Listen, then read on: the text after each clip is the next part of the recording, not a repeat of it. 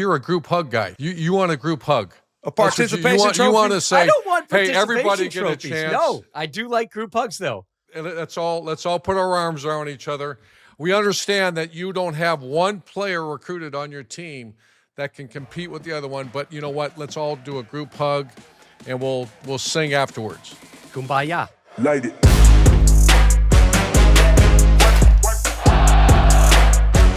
The triple option is presented by Wendy's. Join Team Tendies and enjoy a lineup like never before. Crispy, juicy Tendies, now at Wendy's. Hey, welcome to the Christmas edition of the triple option presented by Wendy's. Rob Stone, Deuce, Mark Ingram II, Coach Urban Meyer here with you. Thanks for joining us. As always, love it if you can rate. Love it even more if you subscribe. You can find us on Apple Podcasts, Spotify, wherever it is that you find your podcast. We're on social media at 3X Option Show. New episodes dropping on YouTube or wherever you get your podcast, typically on Wednesdays. Things will be a little different next week with the holidays around us.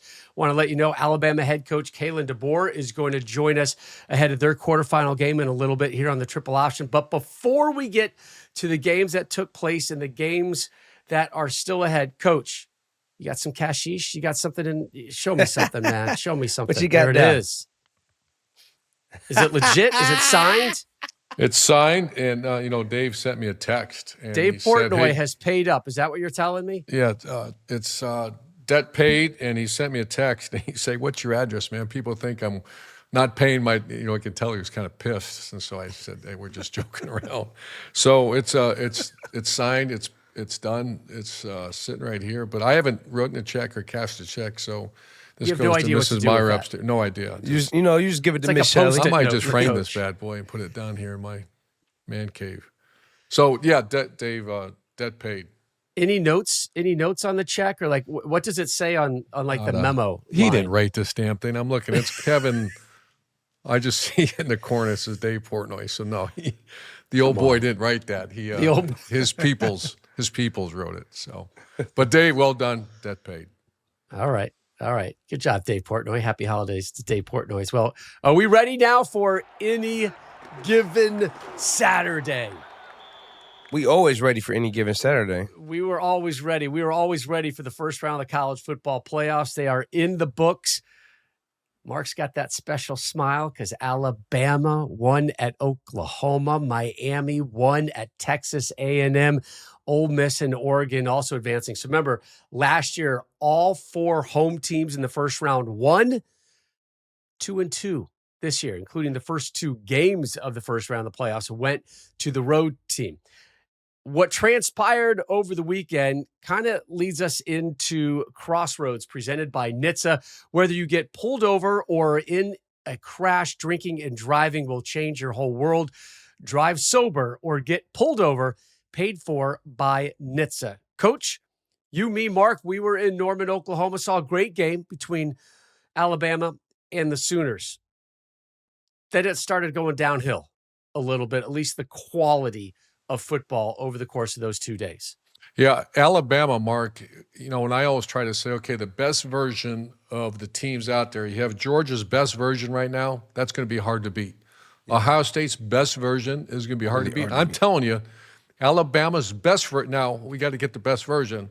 Yeah. They're going to be hard to beat. I put Oregon in that same category, and then I know we feel the same about Texas Tech. But to go back to your question, it was awful. I thought the three games, Miami, the two great defenses, but I'm not sure though. Miami that offensive performance was not good. And then I even saw them that near the end of the first half, they weren't even trying. They're kind of just trying to run out that first half when it was, I want to say 3-0. So, and then I want to hit that. It's really not fair to have those two teams, James Madison and Tulane. All right, Coach. Before you jump into that, before you jump into that, I want to play this soundbite real quick, which is going to segue perfectly into what you want to say, and it's coming from a guy who's going to be bleeding Gators. Right? John Summerall, the head coach at Tulane. This is after Tulane lost their first round game, and he was basically asked after the defeat to Ole Miss, was it fair? Was it the right thing for the James Madisons, for the Tulanes to be in this edition of the college football playoffs? Here's what he said. I mean, look, I think we were our conference champion, and the rules are what they were. I think they should be access for at least one G5 team moving forward. I do. You know, I think you should have given the American champion an opportunity before the ACC champion this year because we beat the ACC champion. So, like, Duke won the ACC championship. We beat them. So I do understand the gripe by how we played tonight. We didn't help maybe the critics of that, but I do think there should at least be one G5 representative. But, you know, I'm not in charge of the playoff. I need to coach whatever team I'm coaching better than I did tonight. That's what I got to worry about.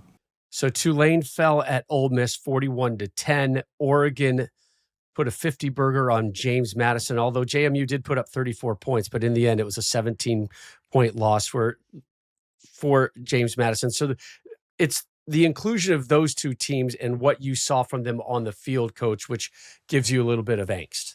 Yeah, Coach Summerall is a great hire at the University of Florida, and he said the right things that he'd say, but it's not the best 12 teams in America. It's really not even close, to be honest with you. And from what I saw, I guess what's amazing to me is what did you expect? You know, and maybe there would be a gigantic upset or something like that, but to throw those guys out there and say, okay, you guys are going to go fly across and play at Oregon. And, you know, I'm just not a fan of that. And when I saw it hit, you know, I thought it's really not fair to the players involved. It's not fair to the coach. And it's certainly not fair to those two teams that were left out.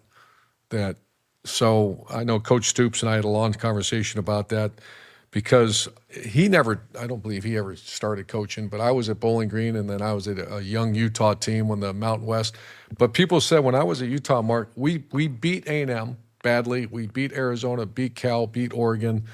You know, I would force those, if they want to have that conversation, and I said this last week or 2 weeks ago, they have to play 3 perennial top 50 teams. Now, that's all fluid because it changes. But you have to, or you can't, conversation stop. You just can't because there's no measuring stick. You can't measure some of those other games and say, what do you think this will look like? So you have to play and compete with those so that committee can have a look and say, okay, this is what this might look like. Because it was kind of embarrassing for college football to have that happen. You know, it was extremely embarrassing. And I'm not, like I said, what do you think was going to happen? You know, that was going to happen, and it did. Yeah, the one saving grace was we had NFL football on Saturday. So at 5 o'clock, 8 o'clock, I was on Fox watching NFL football because the college games were not exceptional. They were not great. But, yeah, you said it, Coach, man. What did you expect to happen? It happened. But, hey, those are the rules. Those are the rules that are set in place by our forefathers. Our forefathers. By our College forefathers. Football Playoff forefathers. By our CFP forefathers. I want to have someone stand up and own it and say that was my fault for doing that. Now, of course, you'll never hear that because I keep asking who wrote that rule. Who wrote that rule? And I just University presidents, athletic directors, right? Yeah, they wrote this rule thinking that scenario would never happen. Correct. If Miami just wins the ACC, none of that ever happens. Now, there will be a G6 representative, but there wouldn't be James Madison in there. You know what I mean? And it would probably be, you know, Miami, if they held their own, they won the ACC, then Notre Dame would have got in. So there wouldn't have been this noise if the ACC had carried their water. Right. The ACC was booty cheeks. So the fact that two group of 6 programs got in, I think just kind of tilted the competitive balance out of whack too much. If it was just one program like it was last year, I don't think there would have been this hand-wringing, this angst, right? Because a Notre Dame or maybe even a BYU would have gotten in. And I just don't think this conversation would have gotten as much exposure as it had. And maybe it's a good thing that it did, that it brought it out. But again, these are the rules in place. Yes, right? But even like last year, Boise was a legit Boise team. State with Ashton absolutely Jeanty. deserved to be They there. lost to Oregon by a field goal last year, so you had a measuring stick of the G6 representative. You know what I mean? So there was no measuring stick, like Coach said. Like James Madison, they beat Duke. Duke was cheeks. Like, you know what I mean? Tulane, they got beat 45-10 in the regular season. They got beat 41-10 the other night. So we knew what was going to happen, but it all stems from the ACC not holding their weight this year. Yeah, your Boise State program is really valid, right? Because when you're talking about these group of sixes, it's, you're riding a wave, right? Like there could be some really good outliers, like a Boise State last year, right? That deserved to be there. And then you get a year like this where, again, I don't want to discredit Tulane and James Madison. Congratulations on wonderful seasons. I'm so happy that those two teams, their fan bases, the groups got to experience a college football playoff. But I think we all agree they weren't to the level of Boise State. Here's my one pushback, and I'm going to throw questions to you, Coach Mark. If we were writing the Declaration of Independence for college football, all right? If we're the forefathers? We are the forefathers of college football right now, Mark Ingram. I am putting it in my declaration that we want college football for all. Is that fair? Yeah. Okay. No. We want to spread the gospel He said no. of college. Oh no, not college football for all. All right. So Coach, Zero you just chance. want What do college you? football Are for you 12. Are you a group hug guy? You want a group hug? A participation trophy? You want to say, I don't want hey, everybody participation get a trophies. chance. No. Let's I all do like let's all group put hugs, our though. arms around each other. I'm a we hugger, understand Coach. You that know you that. don't Yeah, have Coach. one player recruited on your team that can compete with the other one. But you know what? Let's all do a group hug, and we'll sing afterwards. Kumbaya. So No, forefathers. Rob, that's not what you do. Okay. So let me go back to my It's forefather survival point. of the fittest. So our college football country is built on Badass survival of the players fittest, and right? badass teams get in the playoff. It's built for just this little tiny pie graph. What about everybody else? Isn't it part of our responsibility to grow the sport, to educate people, to give them No. greater opportunity, No. Your to give job these is to fan crown a bases an champion. opportunity to love and embrace and enjoy and maybe have the opportunity to step on this sacred ground of the college football playoffs? No, If you no, want to go Rob, to what are you those talking rules, about? they're not even allowed. They're not even. No, They no, shouldn't no. even be playing. They Your shouldn't even job be is playing. to crown a There's national good season, champion and guys. get the Just sit best on the 12 teams in sideline. America. That's it. Your So- job's not to spread the goodwill. Okay. No, your job is to kick someone's ass on the field as hard as you possibly can. Thomas Jefferson is talking and right now. reward players that deserve to be there. Okay. No. But what there's if no those group of hugs. 6 teams deserve to be there? Then they're in. Okay. Good. That's why I mean, if I was like Boise last year. Like yeah, Boise. I would have a play-in Saturday that you play if someone, and we got to work it all out. But Yeah. I'm telling you, and Boise and the Utah team in 04, they should have been. And you know why?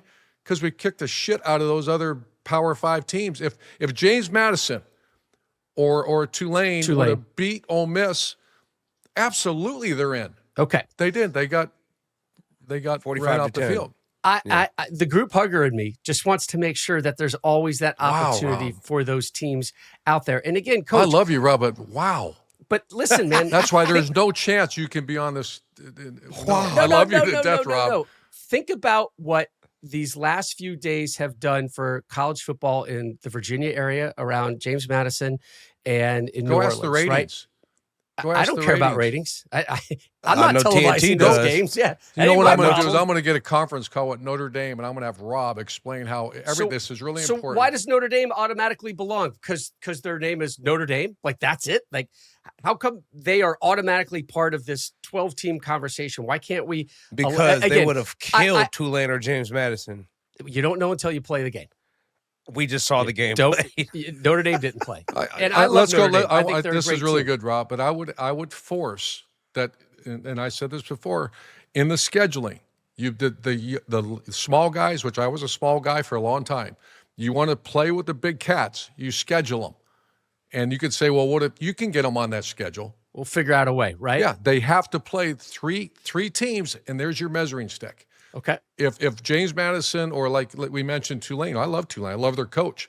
If they would have beat or at least swung hard at Ole Miss and then the one other one, absolutely they go in, or at least they get a chance to play in. If they decide to play a soft ass schedule, no, Yeah. you can't. So again, everybody has to play that game, though, right, Coach? Right, Like, right. The big boys have to agree to play the James Madisons and the Tulanes of the world. Like, and I don't know how you come up with those rules, right? And I've been involved in the scheduling. They could have got those. Now they might have, it's all about money now. How much you're going to pay and all that. for sure. They have to play. If I'm a non-power 4 team, which I was at Bowling Green, and I know like Utah in 04, I knew I had them coming back, Mark. I would have done anything in my power to make, if there is a playoff back then, to get a big boy on that schedule. At least, and we prove did. yourself. We had, because because you have to. There's no So- other measuring. Or you don't get respect. Yeah, So is great dialogue though. college football, maybe college football has a scheduling problem, right? Sure does. They schedule these games so far in advance that you have no idea where these programs are going to be 3, 4, 5 years down the road. If you look at the college basketball schedule, right? And it's so many more games, and I understand you can play more games through the course of the year and things are a little bit more fluid. But the scheduling, like I'll sit here and I'll wait for the college basketball schedule to come out. Like, who are the non-conference teams? Like, what are we doing? They're figuring it out in the summer, right? They're figuring out, hey, this is who we're going to be, and this is what that team looks like they're going to be. Maybe college football needs to slow down. Just slow down. And hey, in the spring, let's get together and let's see where certain programs are right now and give those schools the opportunity to schedule and to prove or say that, you know what, we're not quite at that level. My only beef, again, coaches, I just want to make sure that those outlier programs are given the opportunity, like Boise State was last year, to get the proper credit, to get in, to I'd play agree with the with that big part. boys, to put their paws up. And for that fan base, for those alumni, for those students, for that team, those coaches, that staff to experience the college football playoffs, I never want to take that away from somebody. The problem is the college football is now discouraging scheduling. Like, you have a week schedule, you go 12-0, you're going to the playoff. So, like, yeah, we have a lot of college football. If college football is stuck, I'm buying it. We just need to reconstruct this thing. Oh, and it's get it on the moving rise. right It's a way. rocket ship Yeah. for sure. Yeah. Just need some fine tuning. Yeah, that's it. And coach, to your point, I think we saw it at the end of last year's college football playoffs. There was fine tuning, right? Just because you won your conference doesn't mean you get a bye anymore, right? And they Good did. They fine-tuning. made it better than they did a year ago with the buys. They'll just keep adjusting. It's still great, but Yeah, that was not good. And my guess is it's going to be adjusted in the offseason a little bit. I hope so. Mark Ingram might have adjusted his thoughts on the University of Alabama going forward, huh? There was a whole lot of Roll Tide. I know you were always behind Roll Tide, but now there's some vindication, right? Yeah. I'm Alabama. always Roll Tide. There's Alabama. nobody that go harder for the Tide than me. Coming up next on the Triple Option, Mark, bring that smile back, baby. You know who's joining us. Alabama The head man. coach, Kalen DeBoer, next on Our the Triple coach. Option, presented Our by guy. Wendy's. Our coach, Roll huh? damn All right. Tide. Light it. College football not feeling as juicy as it once did? Let me put you on to something that'll shake up your Saturday and every other day of the week, because now that Wendy's has crispy chicken tendies and a powerhouse lineup of new sauces, it's time you transferred to the hottest team in the league. That's right, Rob. Team Tendies, Wendy's Tendies. They're making their undeniable rookie season one for the books. Enjoy first string flavor from some 5-star recruits. Rep your new favorite team everywhere you go, but make sure to cheer with your mouth closed. Take it to the end zone of savory sauces like honey barbecue, creamy ranch, and the new Wendy's signature sauce to experience a total taste bud blitz of flavor. It's time to join a team that won't upset you with an upset. Taste the phenom that's gracing the gridiron with its juicy, crispy, and tendery tendencies. Don't fumble the bag. Commit to a team, Tendies, and call the most delicious plays in the playbook. All right, huddle up. Tendies on 3. Tendies on 3. 1, 2, 2, 3. Tendies. Tendies. Let's do this. Ah! No rehearsal. Wendy's Chicken Tendies, now at participating U.S. Wendy's. Next week's big match on campus, Oregon taking on Texas Tech in the Orange Bowl. These are two of the most talented teams in all of college football and should be one of the most exciting games of the college football playoff quarterfinals. And there is nothing like our favorite college football matchups, especially when you make them even more epic with FanDuel. Right now, all customers on FanDuel can score a 50% profit boost for this week's big match on campus between Oregon and Texas Tech. You can place a bet on the game, apply your profit boost, and enjoy boosted winnings when your bet hits. You get paid instantly when you win. Use your boost on bets like spreads, over-unders, team props, and so much more. So don't wait. Secure your chance to score a 50% profit boost for this week's big match on campus between Oregon and Texas Tech. Just visit FanDuel.com/triple option. That's FanDuel.com/triple option. Must be 21 plus and present in select states. For Kansas, in affiliation with Kansas Star Casino, or 18 plus and present in DC, Kentucky, or Wyoming. Opt-in required. Bonus issued as non-withdrawable profit boost tokens. Restrictions apply, including any token expiration and max wager amount. See terms at sportsbook.fanduel.com. Gambling problem? Call 1-800-GAMBLER or visit fanduel.com/RG. Call 1-888-789-7777 or visit ccpg.org/chat in Connecticut or visit mdgamblinghelp.org in Maryland. Hope is here. Visit gamblinghelplinema.org or call 800-327-5050 for 24/7 support in Massachusetts, or call 1-877-8-HOPE-NY or text HOPE-NY in New York. Drinking and driving is a decision that will change your whole world. Things will never be the same once you get a DUI because legal fees and time in court are just the beginning. Getting into a crash is another way your world could be irreversibly changed after drinking and driving. And your vehicle might not be the only thing that gets damaged in that crash. You could face a life-altering injury or even death. But you're not the only one who could face those consequences. Your decision to drink and drive could permanently change someone else's world. Whether you injure them or leave their loved ones grieving, the next time you're out drinking, call a rideshare, a taxi, a sober friend, or a designated sober driver. The only decision that will change your world for the better is the decision to call for a sober ride. Drive sober or get pulled over. Paid for by NHTSA. Welcome back to the Triple Option presented by Wendy's. Rob Stone, Mark Ingram, the second Urban Meyer. Oh, Mark, show me that smile, because look who's joining us with that beautiful backdrop. Again, Alabama head coach Kalen DeBoer. Coach, thanks. Happy holidays. Merry Christmas early on, and thanks for joining us on the Triple Option. Yeah, Merry Christmas to you guys as well. So it's good to be back on with you. So yeah, it's good to still be coaching this time of year, right? It is definitely. And so, Hey. It's a great Christmas when you're still playing, and especially with the games that we have coming up. Congrats, Coach. That's one of the best performances I've seen in a long time when you take and we were there. The Triple Option was there. That blue blood versus blue blood, and give Oklahoma credit for one of the best environments I've ever seen. And so here's a question that I've had many teams like that where your best version, I was telling Mark, when you watch on tape your best version of Alabama, I don't know who can beat you. However, there's some other versions that show up every once in a while. You're like, wait a minute now. And so of all the teams that are out there, the best version of Bama is the best version. How do you get that damn best version? I know that's, if you had that answer, it'd be worth a lot of cash. But how do you get that best version? Well, yeah. And again, we started out slow, but I thought really the last 2.5, 3 quarters, we really played well. We played team football, and that's where it starts. I think that's one thing that we have is we have a real team. And,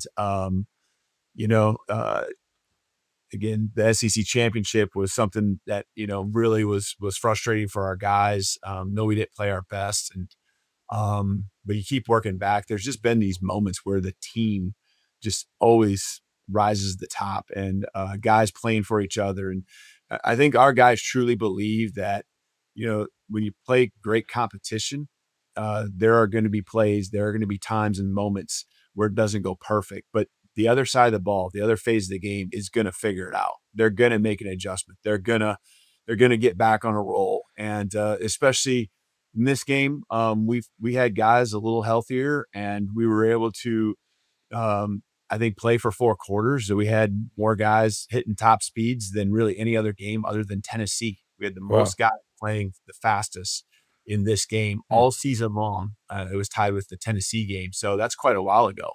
And so, that was great to see. And we talked to the guys about that. And, that motivates them even more to be in the weight room and conditioning what they were just doing here again today. So a lot of it is the practice.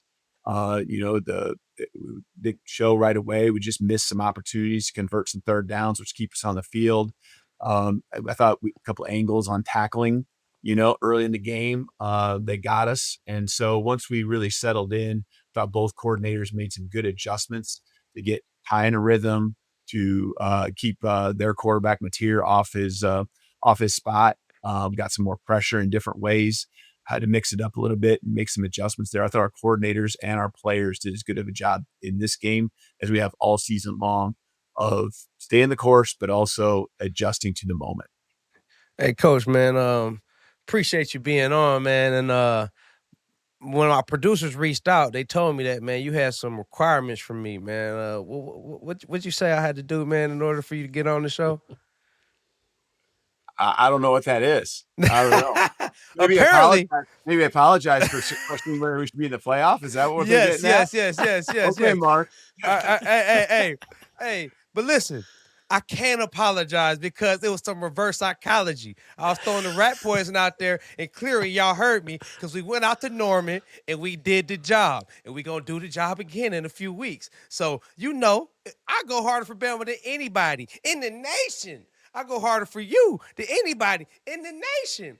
And did I feel like we left our destiny in the committee's hands? Yes, I did. Did I feel like the committee would have been justified by doing us dirty? I felt like they might have had some of that. But at the end of the day, I'll root for Bama. I want Bama in the playoff. I want Bama to win the Natty. I want Bama to ball every single time we on the field. So I do apologize. And I'm the ultimate King Gump. They crown me King Gump because I go harder for Bama than anybody else. So, but we love you. And now I love your wife and now I love your daughter. So big DeBoer fan over here. Yeah, no. Hey, here's the thing. You come back all the time. You help us. Like, I know where the loyalty's at and I know where the love's at. And so, hey, you're saying how it was. And we didn't play very good, in that game. And so it was all real. And that comes with the territory. You heard it from the man himself. I love you, Coach, and I appreciate you.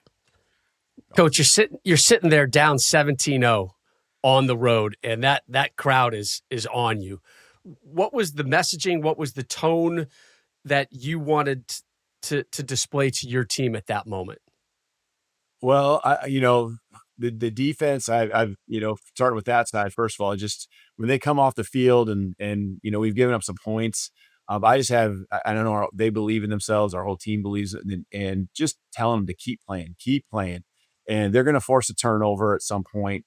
They just do it in the biggest moments. It's been happening really almost all season long. And keep playing, and the offense will make the adjustments. I know I go to the offense and tell them, hey, the defense, they're going to come around. And so it's just that belief, keeping them headed in the right direction, their mindset where it needs to be, but just keep playing. And really the part about it was just like find a way to get 7 points on the board, just even 3, 17-3, but you really would like to get 7. And we got that.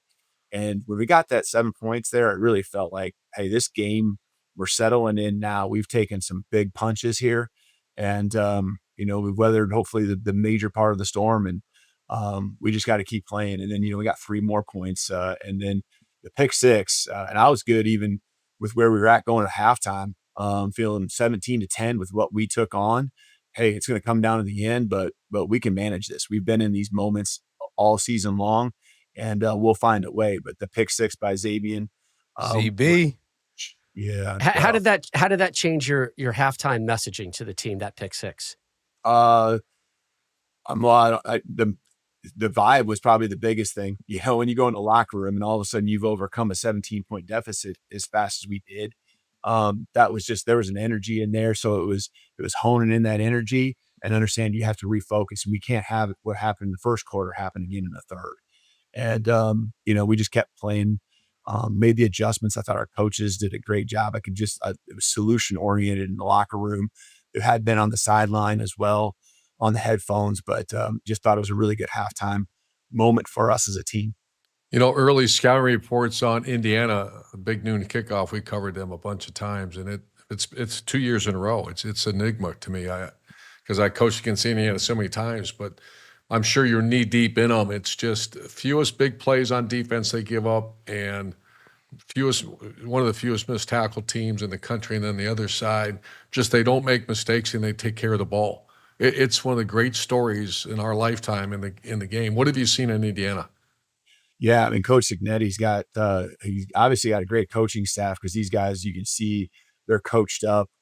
Everything you just said. I mean, they don't hurt themselves, but they go attack. They're physical, defensive up front. Just they stop the run, and they force the turnovers.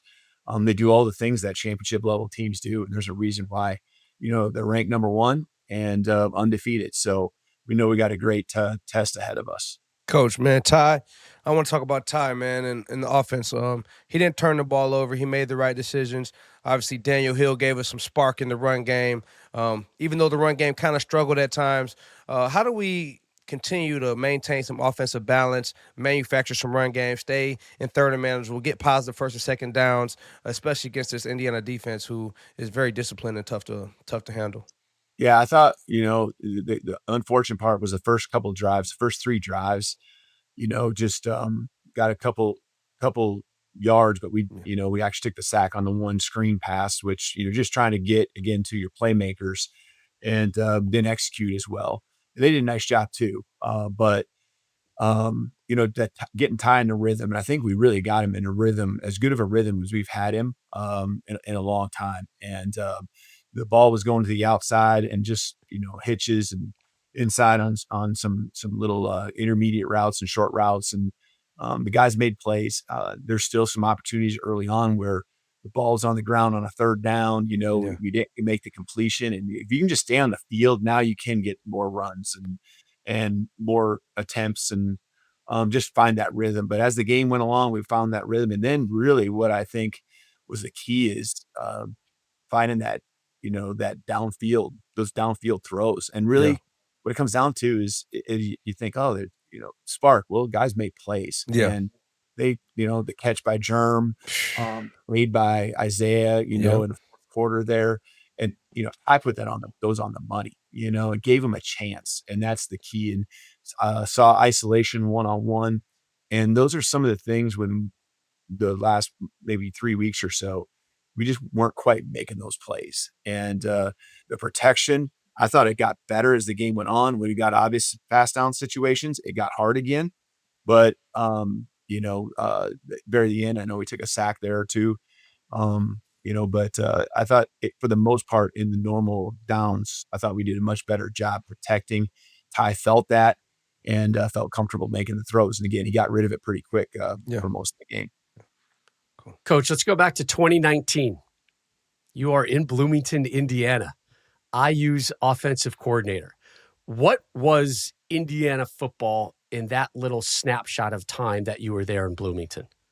Yeah, I really had a great time there at Bloomington. I was there just for 10 months. Then went back to Fresno to be the head coach, but just great people there. Enjoyed living there, my family and I, and a lot of respect for the people, just in the building, the people, the fan base, the media, all of it. And so, it was a time where we caught a spark there.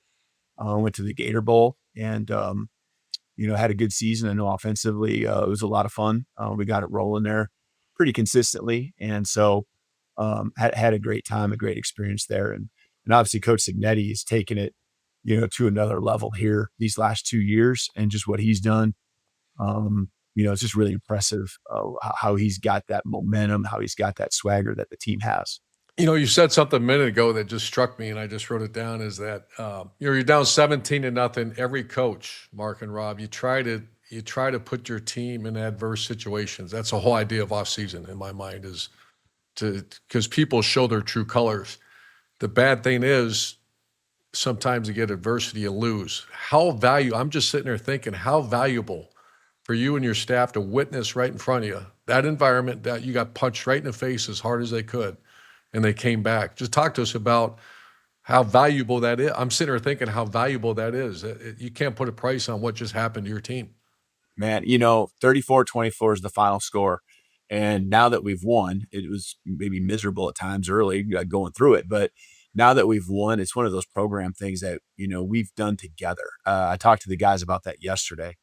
We each have our experiences, and I have my experience, having done it long enough. Coach, you would have yours too, just where you overcame something. And I always have a 99-yard drive that I kind of refer to. And the guys met the quarterback about a month ago that led that in the final minutes to win a football game, to go to a national championship. And there's things like that where it's just like, man, just keep punching. And that's how those moments are the ones that I believe in. But we've had some great moments this year where we had to do some of those things. South Carolina, the end of the Auburn game, just different moments like that, the back and forth that the SEC games a lot of times spring. Georgia, got the lead, but all of a sudden they're right back in it.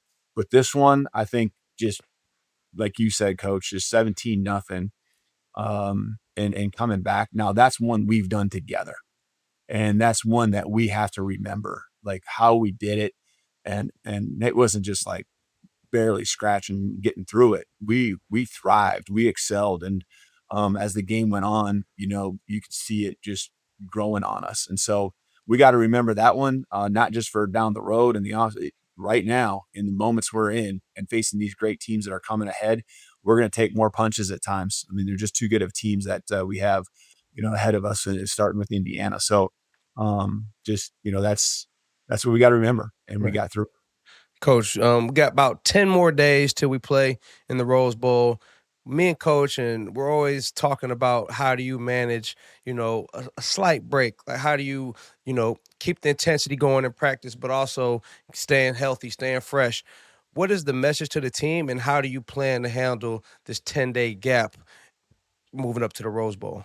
Yeah, we're back lifting and running today. Same thing tomorrow. It's like a bye week, but I cut one practice off, and we did the same thing after the SEC championship going into this one. The guys aren't going to have a chance to get home with the way the setup is with the playoffs or anything, but they're in the moment and they're loving it. So I feel bad for their families at times, but hopefully they get to get out there too to California. So we'll have a couple bonus practices. A Sunday practice that we, would have that's kind of the equivalent. And then again, one more bonus practice that we're going to have here on the 24th mid-morning. So we need to get these guys healthy again. There's just enough dings, nothing that's going to be where I feel like a guy's out, but just enough of the stuff that a physical game brings, and especially when you in 4 quarters. So we'll get these guys back. Our medical staff is unbelievable. They did a great job the last 2 weeks getting us ready for the Oklahoma game. We need another Jeff one. Allen, he's the man. Yeah, all our doctors there, top tier. So, Coach, I want to take you quickly back to what I thought was a surreal moment. Friday night, end of the third quarter before the fourth quarter starts. Lights go down. Crowd starts feeling this weird buzz. And out of that tunnel near your sideline comes 50 Cent comes out, and all of a sudden there's like this impromptu concert going on. And I was way up in the booth with Coach Stoops, and both teams lost their focus. They lost it, Coach. They were like jumping and looking and staring at 50 Cent and taking in this moment. So many questions. One, did you know it was going to happen? Did you know what was going on in the moment? And how did you want to manage that bizarro, really fun, entertaining moment? Because again, these are kids, and this is something really unique for them. Yeah, it was. And I think, I don't know if you know, but the guys talked about it afterwards on Fridays. That song is the one that the guys played right before we start our stretch. And it's high energy, excited. They got the game, 24 hours or whatever, ahead. I did not know. I knew there was a video. I thought that was a video. I was kind of towards the other end. I saw the guys all getting excited, and kind of right as I saw the clock coming down, like, all right, I told the coaches, like, let's get these guys back. But I, in the moment, I loved the energy. I knew it was going to take that. We're on the road. I'd rather have them be like that than, their eyes like too wide open, like just like what's hitting us here in the fourth quarter. So, they scored actually a couple plays later on us. We gave up. They did. Play. Yes. So you could say, well, we weren't. I was focused. like, damn you, 50. Yeah. But I also know that we responded the rest of the quarter as well in a very good way. So can't just always be about one play. But yeah, that was something. I didn't realize that was actually live. I knew the song was playing. I knew why our guys were hyped up, but I didn't know really the extent of what was going on. I'll be honest. Well, I was out there popping my stuff to all them Sooners, man. I was out there holding it down. We had the podcast. We did a live show. We were right in the middle. Bunch of Sooners. They know I was out there. Hey, tell them how I was getting at them, Stoner. He had his shoes on, Coach. He had that full hoodie on, the black and white. It was, there was no denying who Mark was there for. He's a real Zero. one, man. He's a real he's one. one of one, Coach. He's That's one of right. one. So are you, Coach Kalen DeBoer. Thanks so much. Happy holidays to you. Safe travels, and best of luck against Indiana at the Rose Bowl. Kalen DeBoer, head coach of the University of Alabama. Thank you, Coach. Roll Yep. Tide, Coach. No tag. Thanks, Coach. Yeah, thank you. Welcome back to the group hug. That is the triple option presented by Wendy's. The Urban group- Mark, Rob Stone back here with you. It is time now for Mark's Deuce Dawg of the week, and it's tailback time. Hey, It's Coach, tailback time. Go in ahead and South take off your Florida. headphones because it was a real dog performance. It was a real R Beast performance. And I got to go with the R Beast out of the Miami Hurricanes, Mark Fletcher Jr. He was toting that rock like a grown man, Coach. I don't know if you watched him, but whenever they needed a play, it was Mark Fletcher Jr. running through, breaking tackles, stiff arming, going to the crib, 17 carries, 172 yards. And if they didn't have Mark Fletcher Jr., Miami would be going to the crib. They would be going back to Coral Gables, and they would be done for the season. And so, dog of the week, your boy, Mark Fletcher Jr. for the grown man. You know, toting that rock. Shelly's favorite part of the show is when you bark, and I say, Shelly, when he does it, I can't. That's my favorite Mark part when it Fletcher, starts a really straight deep dog. and low. Boy, toting that rock like Yeah, a I don't know grown where that man. sound comes from. Hey, Mark, that 56-yard run by him in the fourth quarter that led to that game-winning score, that was like that run alone would have earned him Deuce Dog of the week. Grown man, Stoner. Grown you know- man. When Hey- you watch somebody tote the rock and I start wanting to put my chin strap on, I'm like, oh, he toting that thing properly, Stoner. It's interesting. He's going to be a factor or a non-factor, right? Because if you go back to his last game in the regular season at Pitt, 10 carries, just 30 yards. And then the explosion of 17 for 170 for a guy who, you know where he originally committed, don't you, Mark? Ohio State. Yeah. Mm. Former Ohio State man. So that was your fresh take of the week presented by Wendy's. Join Team Tendies and enjoy a lineup like never before. Crispy, juicy Tendies now at Wendy's. All right, let's fire up the 2-minute drill brought to you by FanDuel.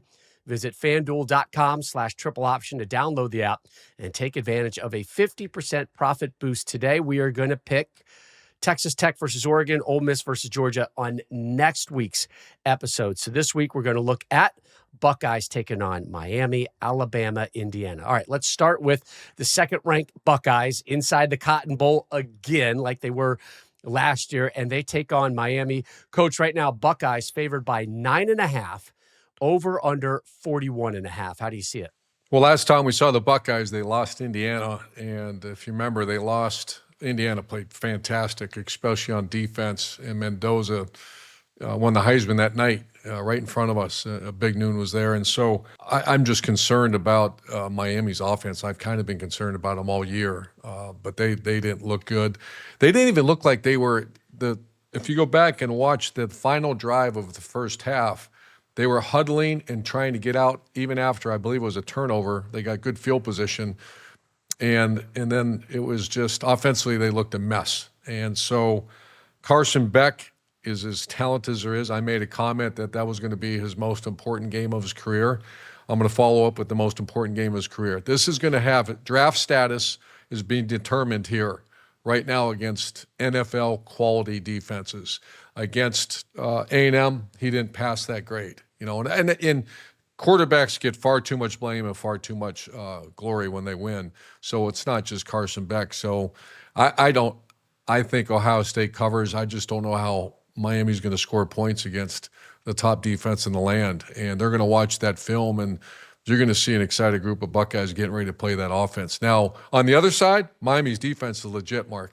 Yes. They're legit. Yes. They made A&M look really bad on offense. Those two ends. So if Ohio State comes out and plays, you know, they just didn't play well on offense against Indiana. This could be a low-scoring game, but I just don't see Miami scoring. You know, I don't see it. Ohio State scores 2 touchdowns, they win. I got questions for both of you. I'm going to go to you first, Coach. Carson Beck, we were saying last week on the triple option, is it Carson Beck A or Carson Beck B, right? So the Carson Beck we saw in windy conditions in College Station, 14-20. So pretty efficient, but just 103 and a touchdown. So was that Carson Beck A or B, or kind of, I guess, I feel like it was kind of in between, no turnovers, right? But nothing electric. So I'm going to give first of all, Miami and Cristobal, what a great season. And, is Miami back? We'll see. I mean, they're getting close. Maybe they managed the game that way and I've done that before. When you look out there and you see her just hammer it, your defense is playing the way they were. Let's keep the ball in front of us. Let's take care of the football and play a field position game, because that's what it looked like to me. So maybe it wasn't all on Carson Beck, because they didn't, like you just said, he was, they threw for 100 yards. But this one's going to be different. Inside, right? There's no wind, right? He's going to have to be Carson Beck A. Yeah. It feels like, right? Yeah. And you guys he's gonna mark have my to- words. His mark, when we do the NFL draft, when big triple option goes to the draft, this will impact where he's selected in the NFL draft. This game and last game. He didn't lose the game, but he didn't win the game. And that, like Coach said, managing the game, it doesn't matter how you win the game. If you could play field position, let your defense do what they do. But versus Ohio State, you cannot be conservative. You can't turn the football over for one, but you're gonna have to make throws. You're gonna have to make plays to win this game, to beat this football team. So we're gonna have to see the A version of Carson Beck, the early season version of Carson Beck, if they want to have a chance to compete against Ohio State. All right, last question on this game. I go to you, Mark. Coach, you can chime in if you want. Elite wide receivers in this one, right? I don't think there's a better wide receiver room in America than what's in Columbus. There's a motivated Jeremiah Smith out there, 80 grabs, over 1,000 yards, 11 touchdowns. When he was overlooked for the Bolitnikoff Award given to the top receiver, he went on social media, didn't say anything. He just posted a little clip, and the clip was, "I'm a motivated man," basically, just to kind of put it in parentheses and air quote it. On the flip side, baby Jesus now, Malachi Tony, right? 992 yards, 7 touchdowns. He scored the game's only touchdown versus Texas A&M. He's thrown for 2 touchdowns. He's run for a touchdown. He's a dangerous return man. I feel like it might even come down to just those two kind of wide receiver specialists. Which one provides those game-breaking moments? 100%. And Ohio State, you said it, they have 2 of the top receivers in the entire nation. And then you look at Miami, like, they need to find a way to generate offense outside of Mark Fletcher Jr. and Malachi Tony. You kind of stop the run game. I'm doubling. I'm having eyes and bodies flying towards Malachi Tony, and I'm gonna force the rest of the team to beat us, because I don't think they could do it if I'm Ohio State. We could beat them if we contain the run game and contain Malachi Tony, because that is their bulk of their offense right there. A lot of people remember January 3rd, 2003. Do you guys remember Ohio that game? State, Miami? Double Oh, OT. yeah. Number 1 Miami, number 2 Ohio State. I'd listen. Is that the game Willis McGahee game where he blew out his knee? And then that questionable pass interference call as well. The Buckeyes ended up winning it 31-24.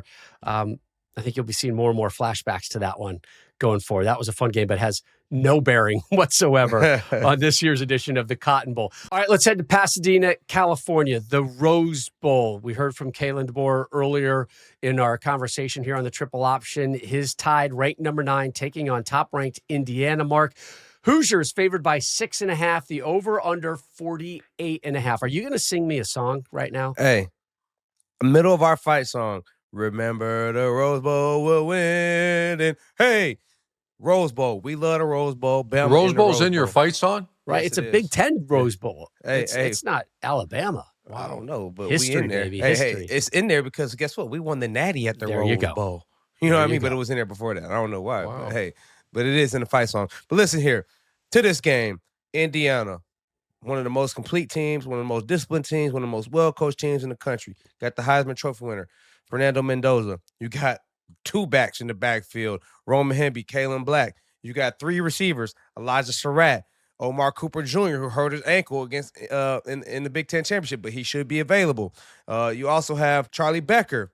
You have a great old line. You have a defense of line that gets tackles for loss. You have a good secondary. You have a team that is overall just really well coached. They play sound football. They don't beat themselves.